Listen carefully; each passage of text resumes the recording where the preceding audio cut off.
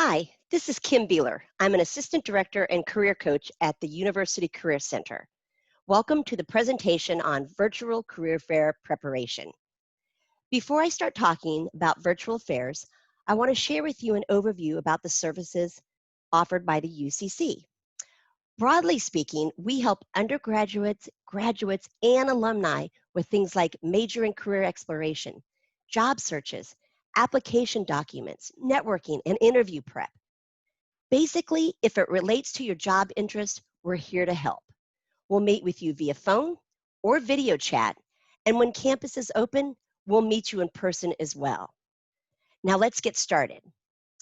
Today, you will learn the benefits of attending a virtual career fair, discover strategies on how to prepare for the fair, find out what to do the day of the event, and learn how to follow up after the event. Now, what exactly is a virtual career fair? A virtual career fair is an online event in which employers and job seekers meet in a virtual environment such as chat rooms, teleconferences, webcasts, or webinars to discuss opportunities within a company. Whether you are looking for an internship, a volunteer opportunity, or a full-time job, virtual career fairs bring together students, alumni, and recruiters to discuss all kinds of positions. Let's take a look at the benefits of attending a virtual fair. Unlike in-person career fairs, virtual fairs allow you to attend from the comfort and convenience of your own home. And because everything is online, you won't have to travel anywhere to explore a variety of jobs and organizations outside of Lawrence. This saves you and the employer time and money and allows you to meet with employers from diverse geographic locations. You can also sign up for a specific date and time so you can prepare for each meeting. So, how do you sign up? Career fairs take place with a variety of virtual platforms such as Zoom, Microsoft Teams, and Skype. However, the University Career Center uses Career Fair Plus. Career Fair Plus makes registering and attending the event extremely easy. To learn how to use Career Fair Plus, go to our website listed on the slide, www.career.ku.edu, or click on Jayhawk Ready for a short video tutorial. There are some differences in the way you prepare for a virtual career fair. For example, for an in-person career fair, you would think about a strategy for visiting the various companies in the physical event space. For a virtual career fair, you will need to select online which organizations you want to attend. Let's talk about strategies for how to prepare for a virtual event. These include those listed on the slide: pre-registration, research, resumes, and technology. You will want to prepare or pre-register for the fair using Career Fair Plus. Pre-registering prevents any last-minute hiccups and allows you to get a preview of participating employers.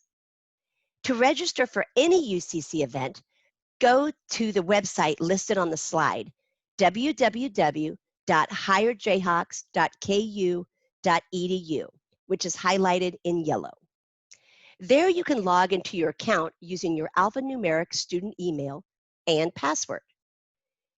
You'll be able to see the names of organizations and employers attending the fair, and you can even select the companies you want to meet with. Let me give you one piece of advice.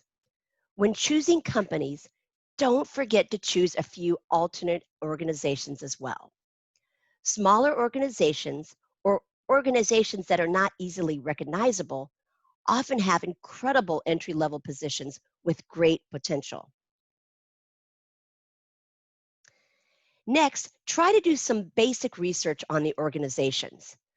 Doing research demonstrates to the employer that you are interested and excited about the organization, while also impressing them with your company knowledge. This slide gives you some resources that you might consider using. Resources such as exploring the company website, LinkedIn, Glassdoor, and Career Insiders. They help you gain company and industry knowledge. Glassdoor is especially helpful as it provides you with actual company reviews by employees. The yellow circle provides some information on what to look for in your research, such as learning about the company's missions, values, location, and what jobs are being offered. You don't have to know everything about the company or spend lots of time researching. Just do some basic research so that you can carry on a conversation with ease. For more information about researching organizations, go to the website listed at the top of the slide, career.ku.edu/research. This page provides you with links to the research tools as noted by the yellow arrow. Such links as Glassdoor and Career Insider, and a link to the modules in Jayhawk Ready all provide you with guidance. The next step in prepping for the fair is preparing your resume. Having an updated resume is important when attending any career fair. Make sure your resume is easy to read and demonstrates experience that communicates your skills and the qualities you want companies to notice. Your resume should also convey value to the company.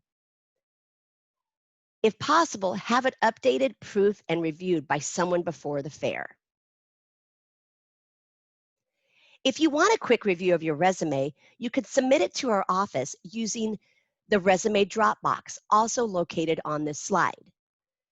To use the resume dropbox, you'll upload a digital copy of your resume. Then a member of the UCC staff will provide you with general feedback, suggestions, and proofreading within a few days. Again, simply go to career.ku.edu/resumes and select Dropbox.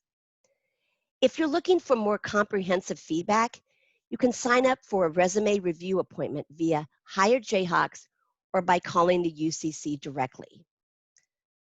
Of course, you will always want several sets of eyes looking over your resume. So think about asking your colleagues, your friends, and your professors to look over it for you. Check your technology. It's always a good idea to perform a dry run before the event by testing out your technology. Make sure you download or update any necessary software and check your internet connection to make sure it's reliable. If you don't have internet connection, the UCC offers private rooms free of charge at Summerfield Hall. Reservations are required by calling our main number, which I will provide at the end of the presentation. You also want to set up your computer so that the camera is as close to eye level as possible. You don't want to appear as if you're looking down at the camera. Also, test the sound quality and the volume of your microphone, and avoid using your phone for virtual fairs. Using a laptop or desktop avoids a shaky camera. Finally, check your light. Try to be near a window, brighten your computer screen, or turn on a lamp so that your face is well lit. During a virtual career fair, you will encounter lots of different employers. While you won't be shaking hands, a good introduction or elevator pitch will impress recruiters, and it helps you stand out from other applicants. Be prepared to introduce yourself by creating a professional introduction that gives recruiters an idea of who you are, your skills, interest in the position, and how you can benefit the company. This is an example of an elevator pitch. You may want to pause this recording to read through it. Notice it does not convey any personal information such as family members or where you were born, but it does speak directly to your academics, experience, and interest in the position. Employers are more interested in your background as it relates to the position or company for which you are interested. Look at the words highlighted in yellow. This elevator pitch includes academic information, a degree in communications and a sales certificate, current work experience, event promotion manager, and internship, and indicates why Jane is interested in the position. She wants to utilize her communications and sales experience. It also concludes by asking a question about the position in the medical sales division. This is a good example of an elevator pitch.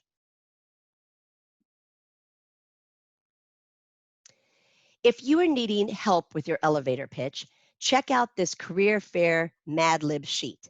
Again, you might want to pause the video. It provides you with a basic outline that you can alter to fit your qualifications and skills. For additional help with your pitch, connect with one of our career coaches. We'll help you create and develop your elevator pitch as it relates to the position for which you are applying.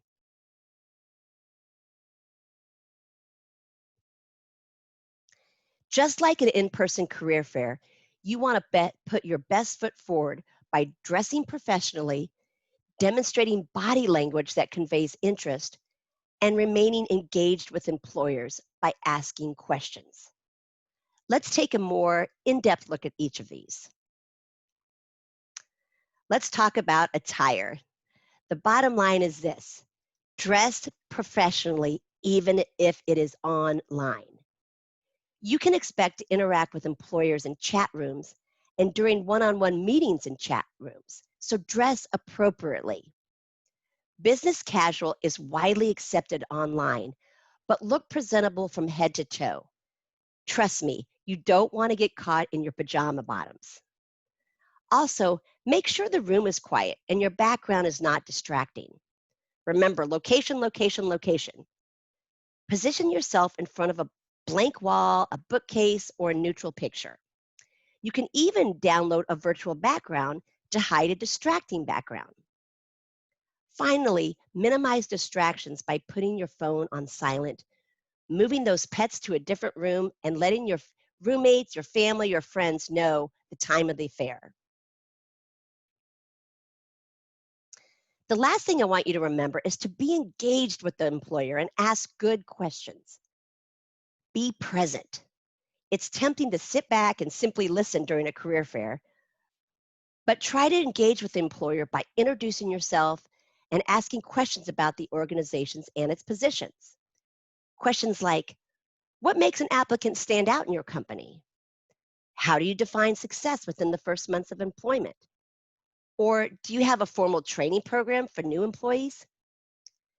Asking relevant questions can reveal a lot about you as a future employee. Finally, when talking to recruiters and you're interested in the position in the company, make sure you ask what the next step is and don't be afraid to ask for their contact information. Also, see if you can connect with them on LinkedIn. Just like at a traditional college fair, you will want to present yourself as confident and competent. Using strong body language is key to a successful video chat. Make sure you sit up and make eye contact. It's tempting to look around at the screen, but this can make you appear distracted and flighty. If this presents an accessibility challenge for you, the UCC can help you brainstorm strategies to address that in an interview, so please contact us. Also, recruiters want to hire friendly people who are easy to get along with. So make sure you smile and avoid interrupting the speaker. It's always a good idea to wait a few seconds after the interviewer stops speaking before you begin speaking yourself.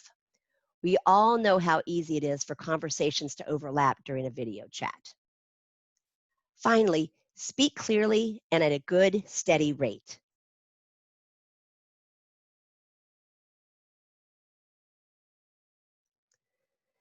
After you meet with a recruiter or employer and you exit your video session, write down information about the recruiter, the organization, the job, and anything interesting you discussed during the meeting.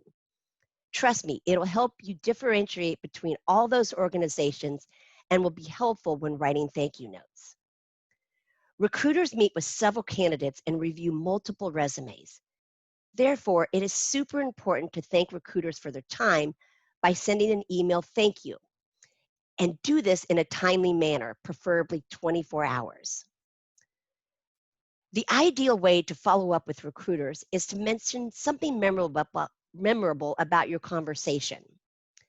For example, if you talked about how using data analytics is key to the success of the job, say something such as, based on our conversation regarding the importance of using data analytics for the job, my internship experience analyzing data for Z advertising will be a great value to the position. Also, your email should convey your interest to the employer.